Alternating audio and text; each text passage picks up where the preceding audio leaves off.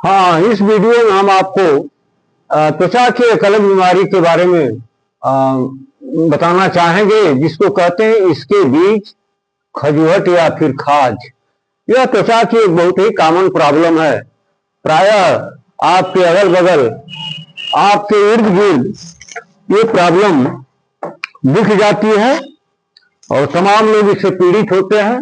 और यह high grade संक्रामक बीमारी है, जो एक पीड़ित व्यक्ति से एक स्वस्थ व्यक्ति में बड़े आराम से फैल जाती है और उसको अपना ये शिकार बना लेती है। इसमें होता क्या है कि इसमें इचिंग यानी खुजली इतनी जबरदस्त होती है कि यह एक बहुत ही गंभीर समस्या पैदा कर देती है और इससे लोग काफी परेशान हो जाते हैं। तो ये है इसके बीच। यह एक परजीवी संक्रमण है जो एक पैरासाइट के द्वारा फैलता है, होता है। अब इसके कारण में हम बताना चाहेंगे कि एक पैरासाइट होता है जिसको कहते हैं सर्कोप्टेस स्केबी। सर्कोप्टेस स्केबी ही इसका कारण माना जाता है। यह जो घुन आपने देखा होगा जो गेहूं में होते हैं, उसी के शेप साइज का या उसी की तरह का यह एक पैरासाइट होता है जो स्किन के नीचे, स्किन को ये पंचर करता है, छिद्र बना देता है और उसी के जरिए ये स्किन के नीचे पहुंच जाता है और वहां पर जाकर के ये अंडे अपने देता है। और परिणाम ये होता है कि वहां पर इतनी तेज खुजली मचती है कि व्यक्ति के लिए एक अच्छी खासी परेशानी का कारण बन जाता है। इसमें लक्षण आपको क्या देखने को मिलते हैं कि तेज खुजली का होना। इसमें खुजली जबरदस्त होती है, रोकने से रुकने वाली नहीं होती है। और क्या होता है कि रात के समय में खुजली जो है थोड़ा और बढ़ जाती है। दिन में थोड़ा कम भी रहती है, लेकिन रात में ये बढ़ जाती है, काफी परेशानी पैदा करती है।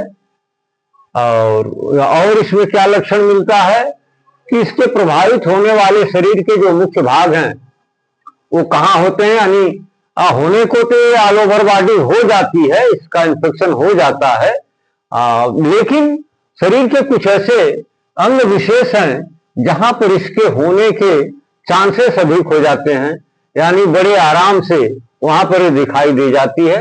बाकी होने को तो शरीर के किसी भी भाग में या यूं कह लीजिए कि पूरे शरीर में ये फैल जाती है, इसका प्रभाव होता है। तो वो जो कॉमन साइट इसके बताए जाते हैं जहां पर सामान्य रूप से हो जाती है, इसका इन्फेक्शन दिखता है, तो वो होता है आर्मपिट यानी एक्जिला। भोजपुरी में जिसको आप बगल या कांख कहते हैं, उसमें प्रायः ये हो जाती है। और ब्रेस्ट के आसपास के इलाके में, एरिया में ये बड़े आसानी से अपीयर हो जाती है। अंगुलियों के बीच में, दो अंगुलियों के बीच में जो गैप होता है, उसमें इसका प्रभाव बड़े आराम से हो जाता है, बड़े आसानी से हो जाता है। पैर के तलवों में और मेल जेनाइटिलिया के इर्द गिर्द ये काफी आराम से फैल जाती है। बटक्स पर यानी हिप पर, और धीरे धीरे ये पूरे शरीर में, all over the body, entire body अपना प्रभाव जमा लेती है। तो ये है इसके मुख्य अंग जहां पर यह सामान्य रूप से देखी जाती है, इसका अफेक्ट होता है, प्रभाव होता है। तो कहां कहां पर बताया गया, तो पहले बताया गया एक्जिला, फिर ब्रेस्ट के आसपास, अंगुलियों के बीच में, पैरों के तलवों में, मेल जेनाइटिलिया के इर्द गिर्द, हिप पर, बटक्स पर, और धीरे धीरे पूरे शरीर में इसका इन्फेक्शन फैल जाता है, इसका प्रभाव हो जाता है। अब सोच लीजिए कि अगर पूरे शरीर में फैल गया तो वह व्यक्ति जो इससे पीड़ित है, उसकी खुजली उसके लिए क्या परेशानी पैदा कर सकती है। अब आप कैसे निदान करेंगे कि वास्तव में ये सर्कोप्टेस स्केबी का ही इन्फेक्शन है। तो इसमें मुख्य रूप से दो बातों पर ध्यान देते हैं। एक तो हम ये टेस्ट कराते हैं, और दूसरा जो रोगी में लक्षण दिखाई दे रहे हैं एट प्रेजेंट, उन लक्षणों को आधार बनाते हैं। और दूसरा क्या करते हैं, बरोमाद में, बरो माने माद में, यानी स्किन के नीचे जब पहुंच जाते हैं तो वो जगह इनके लिए माद के समान हो जाती है। तो उसमें ये माइट सर्कोप्टस स्केबी है कि नहीं है, इसका हम पैथोलॉजिकल टेस्ट करा लेते हैं लेबोरेटरी में भेज करके। तो ये दो बेस इसके हैं, आधार हैं, जो हम जिनके आधार पर इसके बीच की डायग्नोसिस बनाते हैं या निदान करते हैं। अब अगर ये वास्तव में इसके बीज है तो फिर हमें उपचार क्या करना चाहिए। इसके लिए जो स्पेसिफिक उपाय बताया गया, उपचार बताया गया, वो ये होता है कि स्केबीसाइड ड्रग्स का प्रयोग। कुछ ऐसे ड्रग्स हैं जो स्पेशली स्केबीज के इफेक्ट को, इसके इन्फेक्शन को समाप्त करने में सक्षम हैं। तो इन ड्रग्स का प्रयोग हमें अवश्य करना चाहिए, जैसे परमेथ्रिन, लिंडेन एवं बेंजाइल बेंजोएट पेंसिलिन का प्रयोग हम धड़ल्ले से इसमें करते हैं।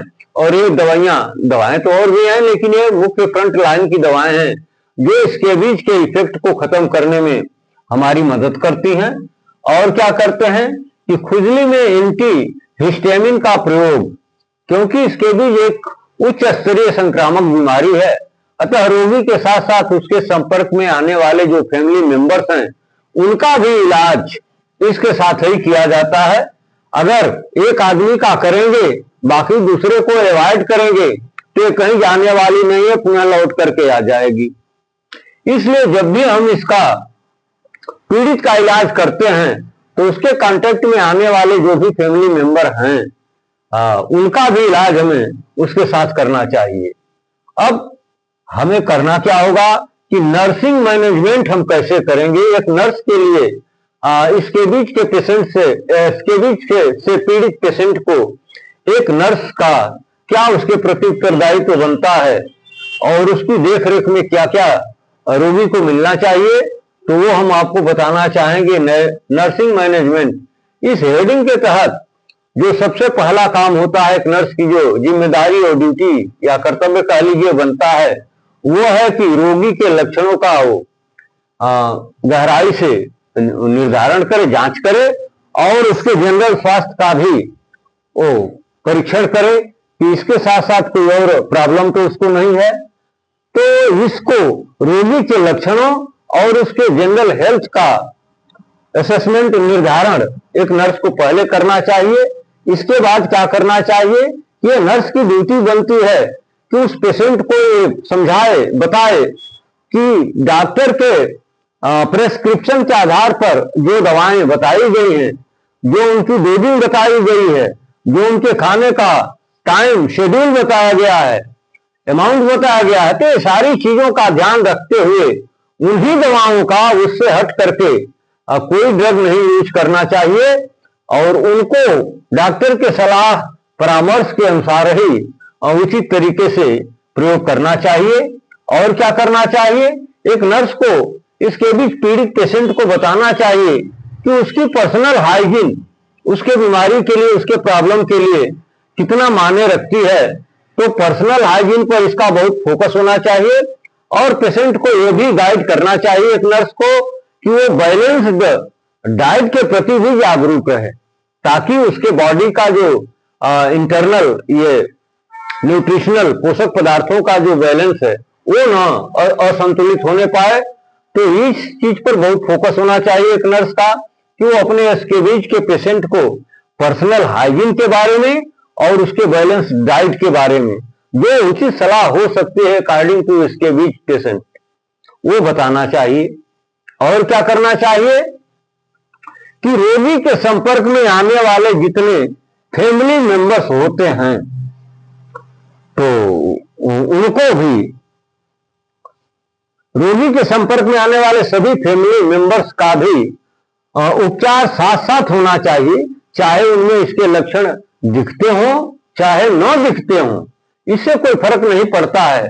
आज की तारीख में भले ही न दिखते हों, लेकिन 2 दिन के बाद ये सारे लक्षण उसमें भी आ जाते हैं, क्योंकि एक छुआछूत की बीमारी है, ये संक्रामक बीमारी है और आज नहीं तो कल उसमें वो लक्षण आने ही आने हैं। इसलिए यह बहुत जरूरी हो जाता है कि ये नर्स उस परिवार को कन्विंस करे, उसको सलाह दे कि ये जो पीड़ित है ये तो है ही है, इनका इलाज तो होना ही चाहिए, लेकिन जितने लोग इनके टच में हैं, इनके सेवा भाव में लगे हुए हैं और इनके जो कपड़े वगैरह इधर बिस्तर सेट करते हैं या साफ सफाई करते हैं, उनको भी इनके साथ ही ट्रीटमेंट देना चाहिए।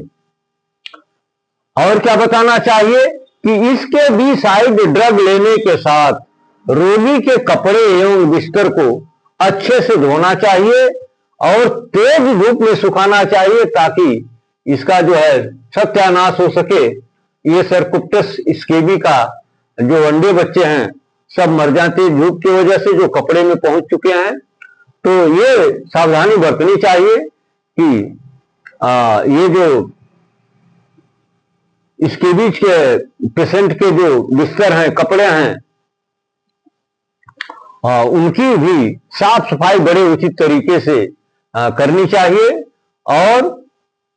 और क्या करना चाहिए, रोगी एवं परिजनों को इस संक्रामक बीमारी के कारण लक्षण, फैलने का तरीका क्या है, कैसे यह एक दूसरे में पहुंच जाती है और उससे बचने का जो रोकथाम का उपाय है, क्या क्या सावधानी लेकर के वो स्केबीज के इन्फेक्शन से अपने को बचा सकते हैं, इन सारे बिंदुओं पर उसे काफी विस्तार से फैमिली मेंबर्स को और स्केबीज के पीड़ित को भी समझाना चाहिए, बताना चाहिए। और क्या करना चाहिए, जब भी स्केबीसाइड एजेंट का प्रयोग हम करते हैं तो हमें एक चीज का विशेष ध्यान रखना चाहिए कि हमेशा स्केबीसाइड एजेंट का प्रयोग जब करते हैं तो उसकी स्किन को पहले ड्राई करें, तब हमें इसका यूज करना चाहिए। अगर गीली स्किन पर आपने इसका यूज किया तो एक खतरा उत्पन्न हो सकता है जो काफी दिक्कतें पैदा करेगा और वो स्केबीज के इन्फेक्शन से ज्यादा दिक्कतें पैदा कर सकता है।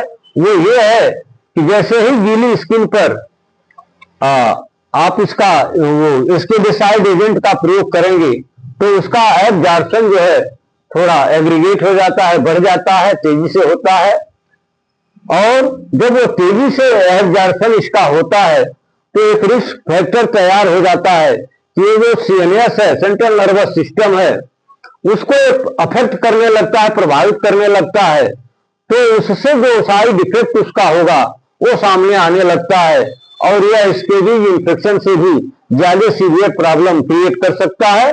तो इसलिए ये बात हमेशा ध्यान में रखना चाहिए कि स्केबीसाइड एजेंट का जब भी प्रयोग करना है तो ये नर्स को अपने दिमाग में रख करके पीड़ित के फैमिली मेंबर्स को, पीड़ित को भी बताना चाहिए कि जब भी आप स्केबीसाइड एजेंट का प्रयोग करते हैं यानी बाहर से जो दवा आप उस पर लगाते हैं, कोई ऑइंटमेंट या लोशन वगैरह, तो हमेशा स्किन को पहले ड्राई कर लें और इसके बाद ही इसका यूज करें। ये भूल कर भी कभी गीली स्किन पर इसका प्रयोग न करें, अन्यथा ये काफी मुश्किलें पैदा कर सकता है। लास्ट में जो उपाय बताया गया एक नर्स के लिए कि रोगी को रिश्योर करे एवं मेंटल सपोर्ट अवश्य देना चाहिए। देखिए, किसी भी बीमारी में या किसी भी तरह की परेशानी में अगर पीड़ित को आप मेंटल सपोर्ट ढंग से दे देते हैं तो उसका आधा कष्ट कट जाता है। ये मेंटल सपोर्ट बहुत बड़ी चीज है और किसी भी तरह की प्रॉब्लम से अगर कोई व्यक्ति पीड़ित है, परेशान है, तो उसे रिश्योर करना और मेंटल सपोर्ट देना तो एक नर्स की नैतिक जिम्मेदारी बनती है और इसे देना चाहिए। तो इन्हीं सबके साथ अब हम इस वीडियो का एंड करना चाहेंगे, लेकिन आइए एक बार इसको हम रिवाइज कर लेते हैं। ये स्केबीज क्या है जिसको लोग पूर्वांचल में खजुहट या खाज के नाम से जानते हैं। तो स्केबीज एक स्किन की प्रॉब्लम है, एक पैरासाइट का संक्रमण होता है और ये काफी हाई ग्रेड संक्रामक डिजीज होती है जो छुआछूत से बड़े आराम से एक पीड़ित व्यक्ति से चलकर एक हेल्दी व्यक्ति में फैल जाती है और उसके भी शरीर में एक काफी तेज खुजली मचाने लगती है और उसकी दिक्कतें काफी बढ़ा देती है। इसके कारण में बताया गया, यह एक पैरासाइट है जिसका नाम है सरकोप्टस स्केबी। यह भून के समान होता है, जो त्वचा में पंचर करके, त्वचा में छेद करके और त्वचा के अंदर एंट्री करके वहां पर ये अपने अंडे बच्चे देना शुरू कर देता है। रिजल्ट क्या होता है कि खुजली बहुत तेज बढ़ जाती है और हाई ग्रेड खुजली होने लगती है। लक्षण में आपको मिलेगा तेज खुजली का होना और रात के समय खुजली का, दिन के तुलना में रात के समय खुजली का बढ़ जाना। और इसके जो लक्षण हैं वो मुख्य रूप से शरीर के कुछ ऐसे अंग हैं जहां पर बड़े आसानी से ये इसका इन्फेक्शन देखने को मिल जाता है, यानी ये बहुत ही कॉमन साइट उसके हैं, जैसे एक्जिला या आर्म पिट या बगल का, ये जो आर्म के बगल में गड्ढा है तो इसको बोलते हैं एक्जिला या आर्म पिट। और ये ब्रेस्ट जो ये मेमोरी ग्लैंड है उसके आसपास की एरिया में, और हम दो उंगलियों के बीच में जो गैप होता है उसमें, फिर ये पैरों के तलवों में, फिर मेन जेनाइटेलिया के आसपास की एरिया में, बटक्स पर यानी पीछे हिप पर इसका इन्फेक्शन बड़े आराम से फैल जाता है। ये जो बताए गए 5-6 पॉइंट ये इसके कॉमन साइट में आते हैं। और होता तो यह है कि ये धीरे धीरे पूरी बॉडी को प्रभावित कर लेता है और पूरी बॉडी में जब तेज खुजली मचती है तो फिर व्यक्ति का खाना पीना सोना सारा कुछ डिस्टर्ब हो जाता है और वो काफी मुश्किलों में फंस जाता है। निदान करने के लिए हमें करना होगा कि इसके जो रोगी के अंदर जो लक्षण एट प्रेजेंट दिखते हैं उनको आधार बनाना होगा, और दूसरा एक पैथोलॉजिकल जांच कराना पड़ेगा कि स्किन के नीचे इसकी उपस्थिति का क्या स्टेटस है।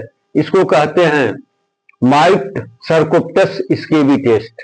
तो इन्हीं को आधार बना करके हम स्केबीज का ट्रीटमेंट करेंगे। आइए ट्रीटमेंट में देखते हैं हमें क्या करना होगा।